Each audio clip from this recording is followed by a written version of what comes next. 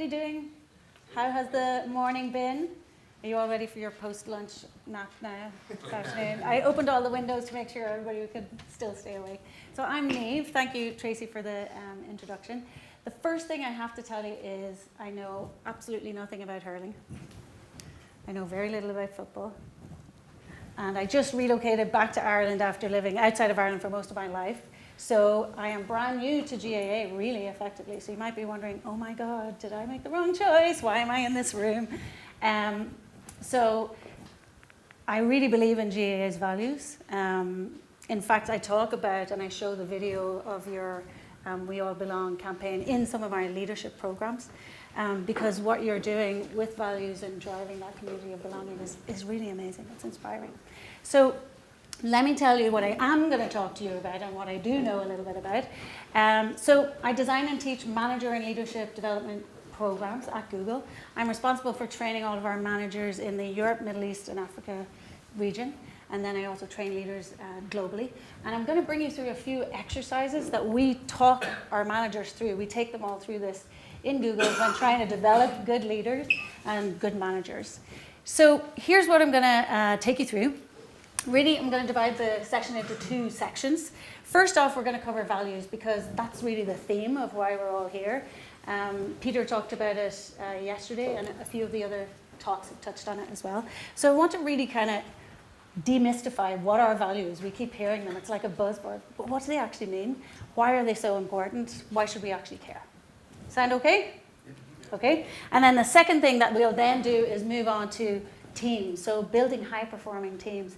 You know, at first you would think that all you need for a high-performing team is a whole load of high performers or top players or top contributors. But in actual fact, as you probably know, sometimes that still doesn't make the team effective. They still need to work together. So Google did its own research. There's a ton of other research in the academic world about how teams work together. But I'm going to share with you some of Google's research. And then the invitation for you is just, how does this apply to me? Can I use any of this and can I take it and use it? And you're very welcome to. I'll share materials with you afterwards. So two things. Let's kick off with the first one, values. So what are they, first of all? We are all walking around pretty much like living, breathing icebergs. All you can see is the tip of the iceberg. So that's what we look like, color of our skin, the language we speak, our gender, our race, whatever. It's our behaviors. But in actual fact, we are entirely driven in terms of behaviors by what's underneath the waterline of the iceberg. 9/10 of an iceberg is submerged. So what is that? It's pivotal moments in your life. Things that happen to you as a child, important events, maybe moments of loss, things like that. They're key things to make you who you are. They then form ways of seeing the world that make you make assumptions about how the world works. Okay, that means this is how the world works. This is how I need to show up. So that starts to create beliefs. And then all of these together create what we call values. So can anybody tell me, and by the way, one thing that's really important is I really would love it to be less about me just talking at you, and I'd love to be hearing from all of you as well, so much more of a dialogue. So can anybody tell me, if I say, what does values mean, what would you say? What do you stand for? Yeah, what you stand for, who you really are, what you mean. So we work in Google with leaders, managers, to get really, really clear on what do you stand for as a leader. Because guess what? You're going to impact a whole load of people on your team by showing up and being in alignment with your values. So here are a list of sample values. And I'm going to give you a few examples, and I'm going to have you kind of guess what values somebody might have. This is the kind of words that they look like. And you obviously know the values of GAA. But let me ask you about, let's imagine somebody who's the eldest child of a family of 6, 8, 9 children. What kind of values do you think that person might have developed growing up? Just shout them out. Responsibility. Lovely. Yeah, responsibility. What else? Were you the eldest in your family? What else might they develop? Say it again. Parent? Care. Yeah, lovely. Yeah. So knowing that they need to take care of siblings, maybe something like that. So that'll follow them through their life and into their workplace as well. What about somebody who's an outsider, somebody who's different? So maybe they are not from the same place as everybody else in the village. Maybe their skin's a different color. Maybe they're gay. Maybe they're trans. They're very different. They're an outsider, and they don't feel like they belong. What kind of values would a person like that maybe develop?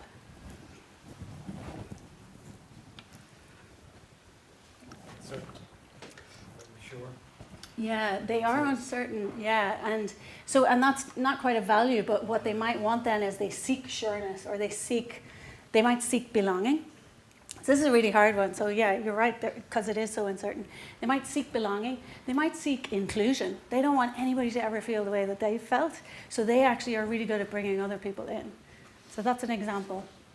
What about somebody who grew up with very little money in their lives, or maybe they had loads of money and then all of a sudden something happened to family business and they lost it all? What kind of values would they develop? Resourcefulness. Stability. They would seek stability, wouldn't they? Yeah. So they might be really heads down because they know that they need that. Yeah. So you see how values kind of evolve and how they come through these pivotal moments, and they also come from a few various other places. So this is a picture of me. I mentioned that I grew up mostly outside of Ireland. So when I was 7, I left Monaghan. Anybody from Monaghan? Yay! Go Scotland! But we left, sorry. Left Monaghan, moved to Saudi Arabia when I was 7 years old, and just opened my eyes to a totally different world. Everybody looked different to me, sounded different to me. I had to cover up in black. It was pretty normal for me to walk past a shop and see a sign that said "No dogs, no women." And I had to be accompanied everywhere I went, but with a male relative. So what kind of values do you think started to build in me as a result of, my parents lived there for 20 years, so I spent a lot of time there over those 20 years. What kind of values? And it's actually interesting what you said earlier about uncertainty. Values tend to be positive in nature, right? Because you could say, rage.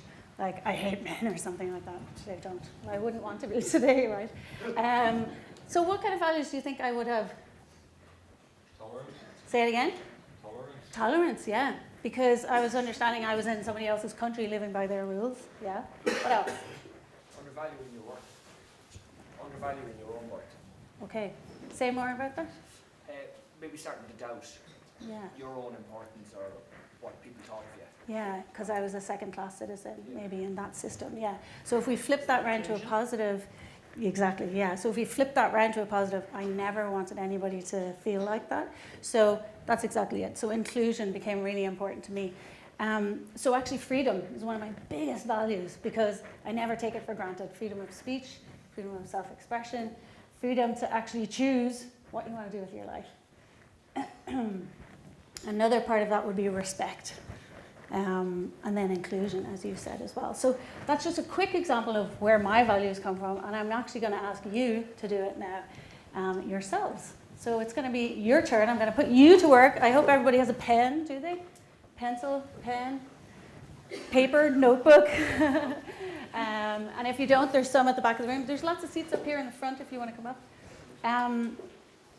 So why this focus on why is it so important to know our individual values? The reason is when you have a position of authority, you're a coach, teacher, you're the head of a team, you're a manager, you're a leader, your values will absolutely impact others. So it's really important to get clear on what your values are first. So that's exactly what we're going to do now. When we've done that, we'll shift on to, okay, how does this show up in teams? And how does that impact performance? So grab your paper and pen. Anybody not have one?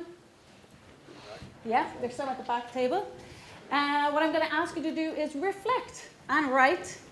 And I've just got 2 quick exercises for you. There's absolutely no judgment. Give this a shot. Try it out. You might love it. You might absolutely hate it. That's okay. Are you ready for the first exercise? Pivotal moments. So I'd like you to think about defining chapters of your life. If you look back even in decades maybe, depending on how old or young you are, times when your perspective shifted or you changed as a person. So something happened that really impacted you. Reflect on memorable highs or lows. And this could be outside of work, family, life, or it could be in work. And what did you learn? Who did you become as a result? So just take 2 minutes, and I'm going to have everybody to do it, and just really reflect on this. It's something that seems kind of straightforward, but we don't often put it into words.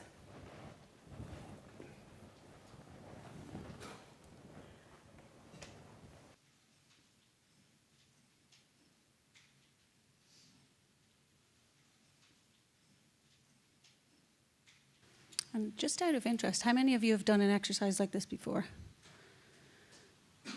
Okay, so a few people, yeah. Can you hear me okay? Yeah. It's really worthwhile reflecting on things like these. We don't usually take the time to do it, but those who are the best leaders are the ones who really know themselves and know their impact on others. So these are all pieces of information for you. So have any of you come up with a few pivotal moments? And when you look at those, you can think, this is what I learned from that. Maybe it was a time of real hardship or loss, a really, really tough time. Or maybe it was a time when you were just having just a really golden period. You were just on your peak game. You were high performing. You knew you were good at what you were doing. So what you want to then extract from that is, right, so what kind of values can I get from that? Or what's important to me? So that's one quick example. I'm going to move on to the second example now. Another way to find your values. So that previous exercise was a way of kind of mining your values, right? It's very easy to say, yeah, I value respect, or I value these nice, shiny, fancy words. But actually, this is a way of really mining your values and figuring out, yeah, but who am I really? So think of somebody you admire. Maybe it was somebody you admired when you were younger. And what was it that you admired about them? What lesson did they teach you? And how do you try and live your life as a result? So quick story is my parents are actually some of my biggest role models. I remember my dad, when I was about 7 or 8 years old, we were in Saudi and there was a little old Indian or Yemeni man clearing all the garbage and just filling up these really hard work. And I was walking past him with my dad and he said, see that man over there? He's got a really important job. And my 7-year-old self was like, what? What are you talking about? And he was like, he's got a job that not very many people want to do. But it has to get done. It's a really important one. So what was the value that I got from that? What value would you pull out of that? Respect, yeah. Everybody deserves respect. Doesn't matter what job they're doing, doesn't matter who they are. He always had a word for everybody. So actually, just because I've grown up watching him do that, that is a value I have kind of acquired, and I really believe in it. So I'd like you to take a few moments to think about somebody you admire, or somebody early on in your life, because psychologists will tell you the formative years, in those early years, 0 to 7, all sorts of things are happening up here as to how you're forming your view of the world. What's important, what's right, what's wrong. So just take another few moments to reflect on this.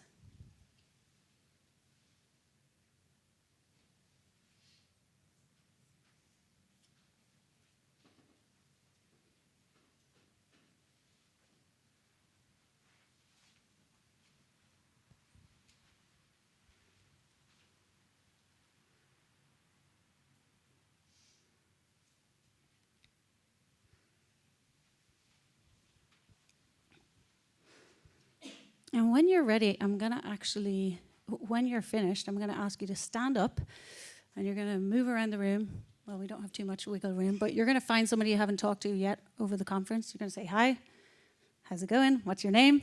And you're going to share a little bit of either of those exercises, whichever one you want. You only share what you want, but it could be something like a story that I shared about my father, something like that. Okay? You ready? Up on your feet. Find somebody new. You can leave your stuff where it is and just share. And the purpose of this is, what's your value? What's coming out of that?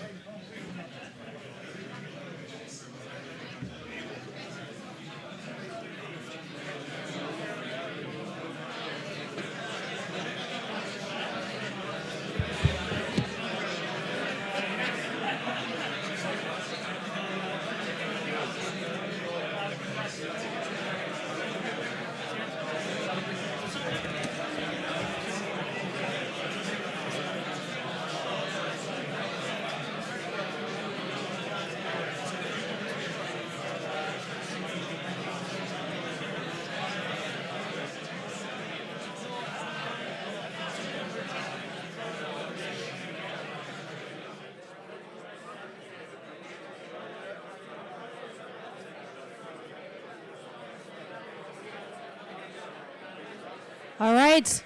If you can hear me, clap once. If you can hear me, clap twice. If you can hear me, clap 3 times. Give yourselves a round of applause. There you go. You know all these tricks better than I. Okay, grab a seat. Say thanks to your partner.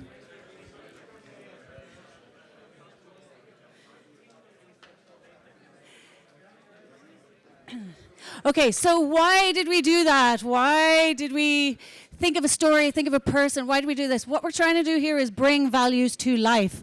Otherwise, what they are is just fancy words on a page, on a website, lovely branding, but we don't actually know what they mean. We're not connecting with them. So that's the purpose here, is to get you to connect to your own values. And in your roles as coaches, as all the various roles that you all have within the GAA, identifying your own values, your own stories and connection points with GAA's values or the club values that you're trying to embody, right? You can tell those little stories. You can take people aside and have a word or a quiet word to encourage somebody, telling them a story of something that you had done when you were younger, or a lesson you had learned. Something that I tell our managers all the time in Google is, we have values inside Google. The biggest one is respect. Respect the user. That's all the people we make products for. Respect the opportunity. So be humble. Don't assume you're going to be the biggest player in the game. And respect each other as teammates as we work together as a company. And that sounds really nice. It took a long time to put together. But what does that actually mean? So I actually really challenge and push managers and leaders to say, when do you talk about this? How do you bring it up? Do you have discussions about it in your team meetings? Do you actually reinforce it? Do you repeat it? Where do you repeat it? When? And most important, this last one, reward it. So when you see those values being embodied by people on your teams, are you calling it out? So my team is, it's a manager development team. It's a global team. I'm the only person based in Dublin, so we're very distributed geographically, and it's very hard for us to stay connected as a team. And something we've started to do recently is what we call a shout out every week, and we'll send photos in and we'll submit nominations for, here's somebody who really we think embodied the values this week. So it's like a really fun, practical way to try and reward and show when we see the values in action. Those tiny moments do count. Does that all make sense? Yep. Okay, so that was the first part of what I wanted to talk to you about, was values, and just to really set that foundational tone. The second piece is probably why everybody came here, so I'm going to jump into that. And it's really all about building high-performing teams. So what I'd like you to do now is, let's think about the best teams we've ever been on, and the worst teams we've ever been on. And I'm going to define a team pretty broadly here, right? So this could be the players on the pitch, that's a team. But what about the management team? What about the team of people who are, well, you tell me. All those people that come together. Anytime you work on a project, maybe it's raising funds for your club, whatever it is, anytime you get, let's say, a group of people working together on a common goal or task, I'm going to call that a team. So what I'd like you to do is stand up again, form a group of 3, and just have a quick chat about what were the best teams I've ever been on and what were the worst. And specifically what I want you to drill down into, please, is what were the things that the people were doing or not doing? What were the things that the people, especially the people in charge, what were they saying or not saying that made it best or worst? Make sense? Okay, you ready? So up on your feet, group of 3s. We're going to get those 1 hour of 60 minutes of strenuous activity in here.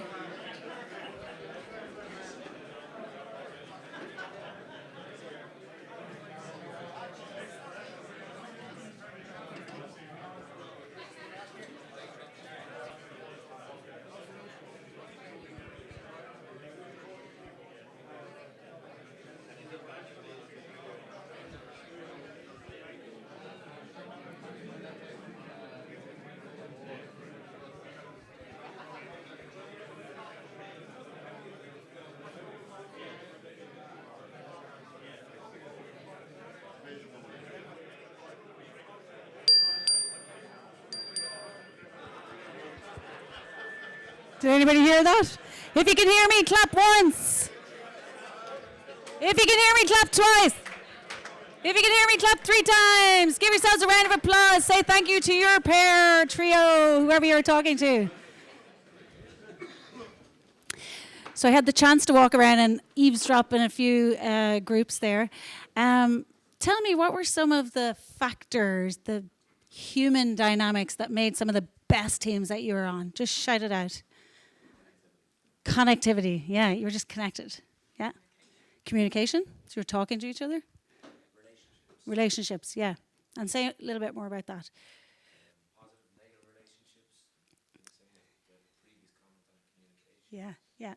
So the people really matter. Anything else? Respect. Yeah, respect. Did you feel respected? Did you feel seen? Did you feel heard? Did you feel like you could speak up?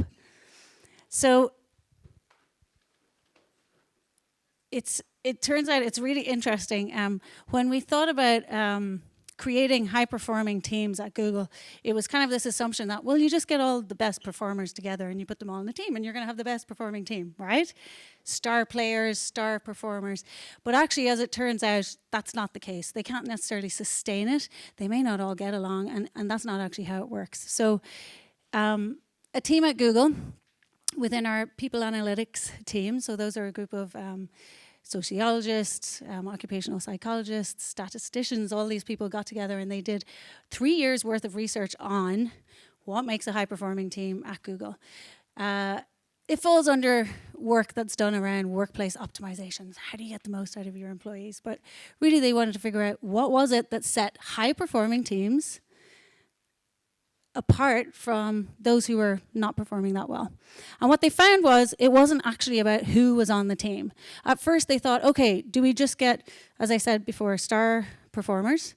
Does it matter if they're friends or not? Should they be socializing in work and outside of work? Would that be better? Should they have the same kind of background?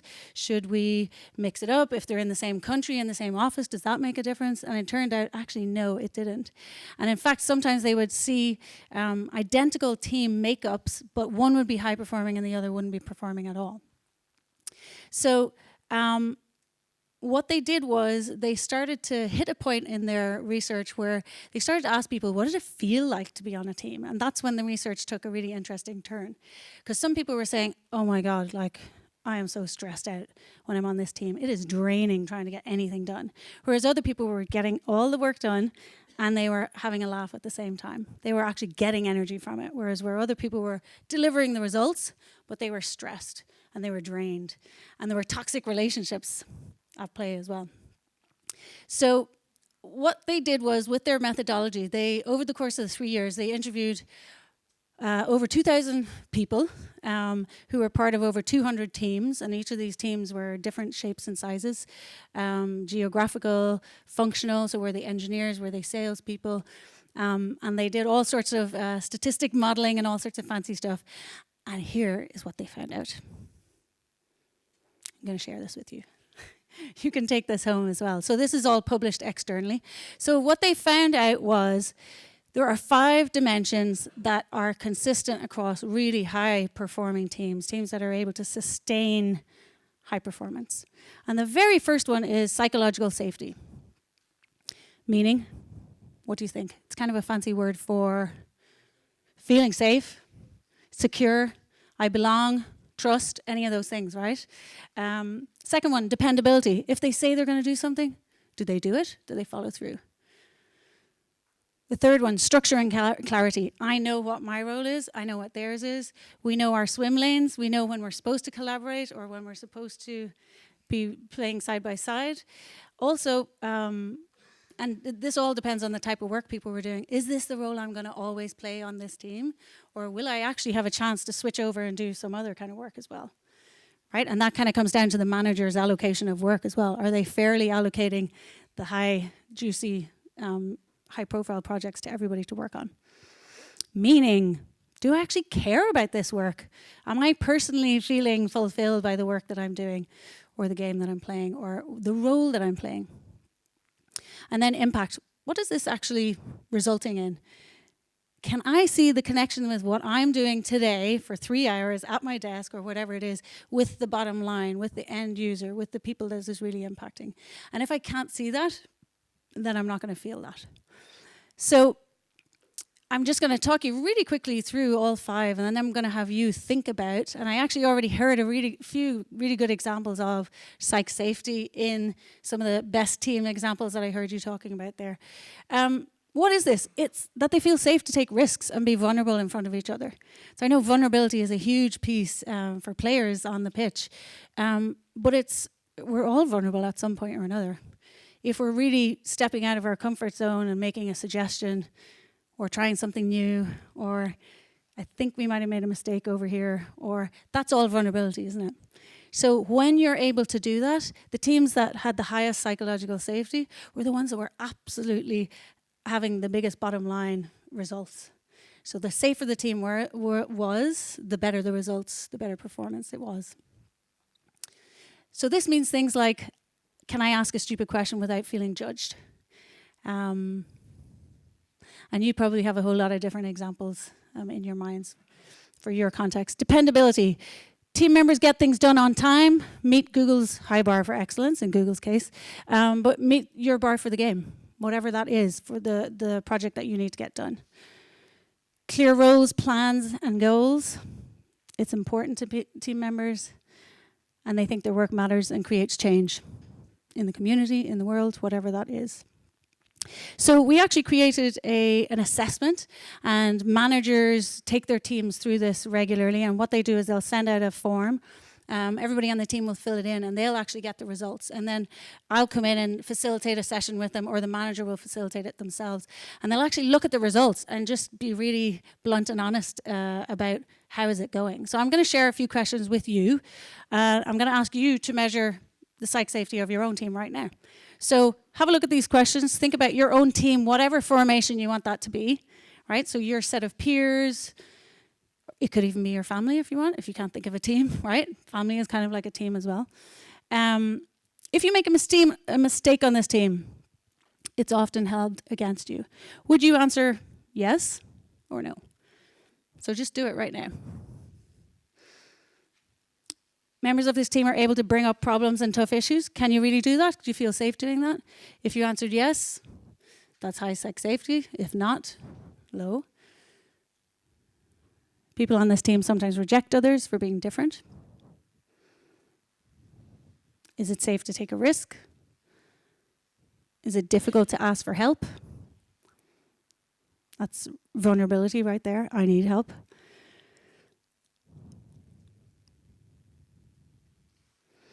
And then these last two here, do I feel valued, seen, heard, appreciated? One of the biggest triggers is, for people, is I don't feel seen or heard, because it goes against our fundamental values as a human being. We want to be seen. So, what do you think? Is your team psychologically safe? Yeah. The first one's an interesting one, because in the most psychological safe teams, it is held against you forever, because you'll get slagged and it'll be your mistakes are brought up again and again and again, but in a psychologically safe way. Did everybody hear that? Yeah? Would you agree? Yeah? Yeah. That vulnerability piece is really interesting, isn't it? Because you have to walk a fine line of being like, I don't know what I'm doing, but not saying it too much, or, yeah. Any other comments, thoughts? I think that's true. Like when you hear about the Munster rugby culture, and yet they're incredibly, but I think sometimes I've seen teams that thought they were doing well, but actually people were suffering. So I think you have to be sure. Yeah. So they're slagging each other, but it's actually starting to get hurtful. Yeah, I think I heard you mentioning that in the other group as well. Yeah, thank you. So the reason I put psychological safety out here is because it is absolutely foundational. It impacted all of the other 5. So if you didn't have this, but you had all the other 4, it actually didn't create the same result as if you had this and then everything built on top of it. Other thoughts, questions, queries? Just looking at it says it's safe to take risks on Tuesday. So if it is safe, do some people don't necessarily take too many risks in that case? You know? Yeah. Can't swing too far the other way. Yeah, good question.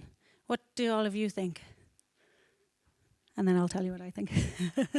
Thoughts from the room? Learn from taking a risk and making a mistake. You would learn, therefore you have better knowledge as to whether take a risk the next time or not. Yeah. Lovely. Yeah. It's enough feedback. Is that not the feedback role? That players understand that it's, or whoever, that they take the risks. But then the safe zone, the whole point of the safe zone is that the feedback from the team, from the group is, well, yes, mistakes are mistakes, but that's just a bridge too far, or maybe you want to reassess that, or would you make the same mistake again? Yeah. Yeah. Lovely. Yeah. And Sorry. Yep. Well, there's risk-taking mistakes are valued very highly. Say it again. Sorry. Risk-taking and mistakes are valued very highly.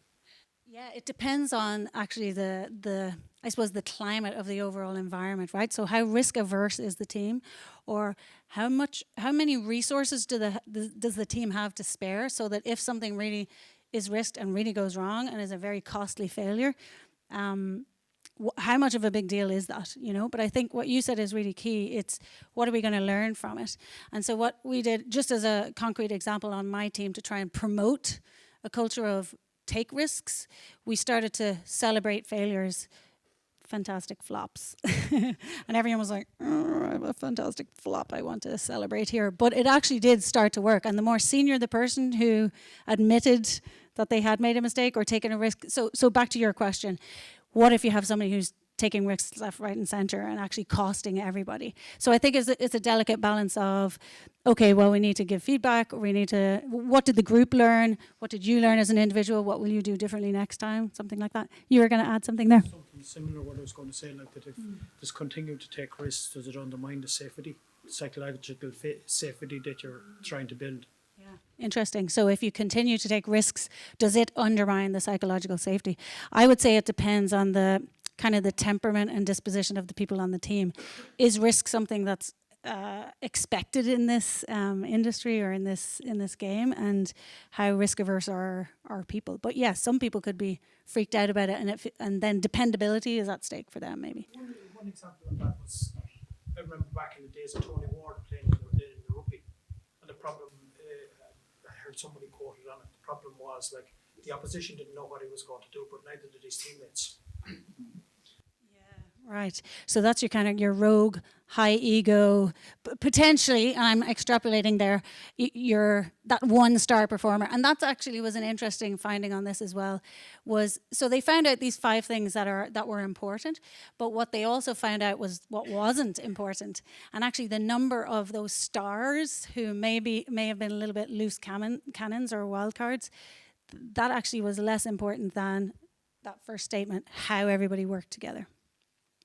So I'm going to move us on in the interest of time.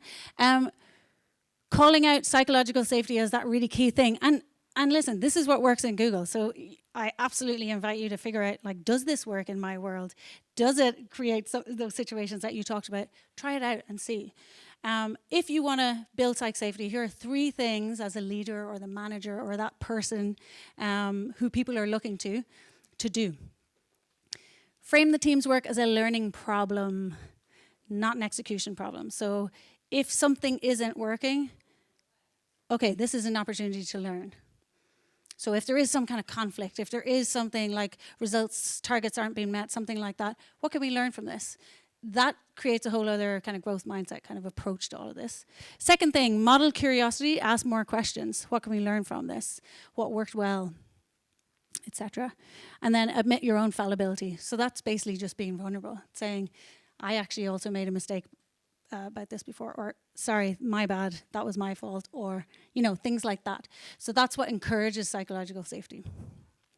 So the big question is, how does this apply to you?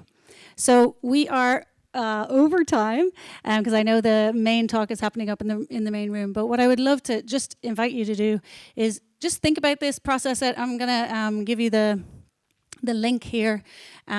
These materials are actually available online.